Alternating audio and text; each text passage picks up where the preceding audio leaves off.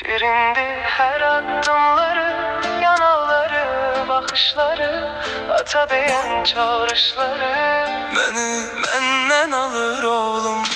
Sen baxanda ruhum coştu, gelişinle bayram oldu. Evimizin ətri sensen, sen her gülden daha tersen.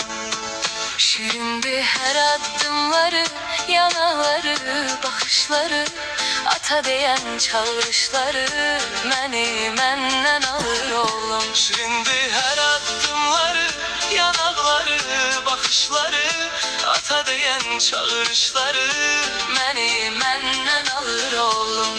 Sen Allah'ın nimetisən, balım benim igidimsən. Seninle her gün bir macera, sen en şirin meyvemizsen.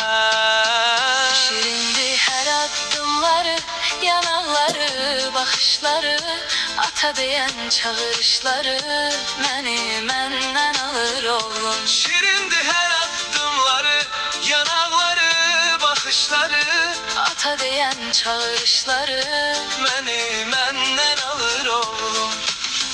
Qapıda məni qarşılayan, bir öpüşlə hədiyyə alan, gülüşünə qurban olan şirin şəkər şıltaq oğlum. Sen atanın sevinci sen ananın nefesi sen. Seni gören heyran kalır, Göz nəzərdən uzaq olur.